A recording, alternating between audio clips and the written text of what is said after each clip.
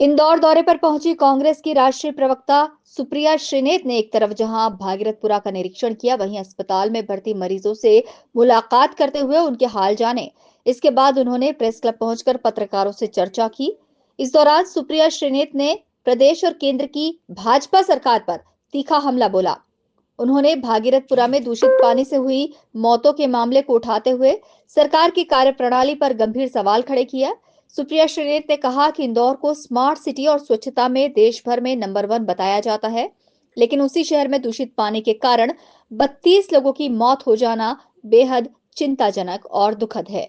उन्होंने सवाल उठाया कि इतनी बड़ी घटना के बाद भी अब तक किसी जिम्मेदार व्यक्ति पर ठोस कार्रवाई क्यों नहीं हुई। कांग्रेस प्रवक्ता ने इस मामले में कांग्रेस की 3 प्रमुख मांगे भी सामने रखी।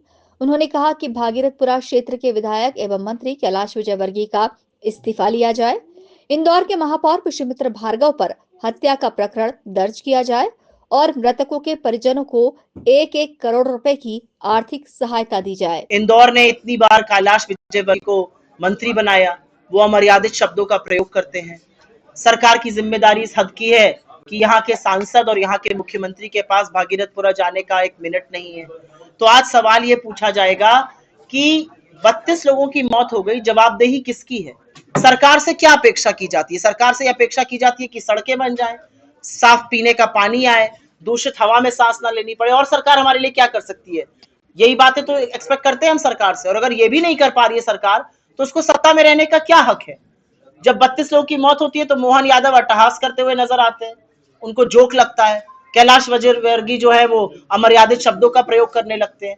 कांग्रेस पार्टी, युवा कांग्रेस जो है वो एक यात्रा निकाल रही है, इस मुद्दे को जनता तक पहुंचा रही है, जनता में आक्रोश है।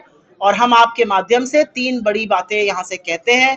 हमारी मांग है कि कैलाश विजयवर्गीय जैसे असंवेदनशील व्यक्ति को बर्खास्त किया जाए, यहाँ के महापौर भार्गव जी पर हत्या का मुकदमा चलाया जाए और हर पीड़ित परिवार को 1 करोड़ का मुआवजा दिया जाए।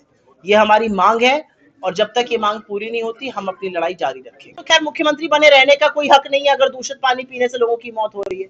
आप जंगल सफारी में असम घूम रहे हैं, यहाँ पर छोटे छोटे बच्चे जहरीली कफ सिरप पीने से मरे जा रहे हैं। तो आपकी क्या नैतिक जिम्मेदारी है? आप तो समस्या को मानने को ही तैयार नहीं है। आप हंसी मजाक आपको सूझ रहा है।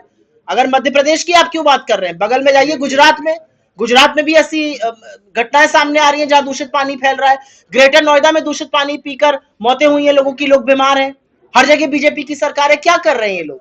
ये लोग सिर्फ और सिर्फ भाई को भाई से लड़ाने का, वैमनस्यता फैलाने का, युवाओं को बेरोजगार रखने का, महिलाओं की अस्पताल लुटती अपनी आंखें बंद रखने का काम करते हैं। ये लोगों के लिए कोई काम नहीं कर रहे हैं। ऐसी ऐसी सड़कें बन रही हैं कि युवा लड़के नोएडा जैसी जगह में, जो अर्बन सेंटर है, युवा लड़का अपने पिता के सामने डूब के मर गया। सरकार कुछ नहीं कर पाई, प्रशासन हाथ पे हाथ धरे खड़ा रहा। ये असलियत है इन सरकारों। फिलहाल भागीरथपुरा की घटना के बाद से कांग्रेस के नेता लगातार बीजेपी और प्रदेश सरकार पर हमलावर हैं। Bureau report, INN news, Indore.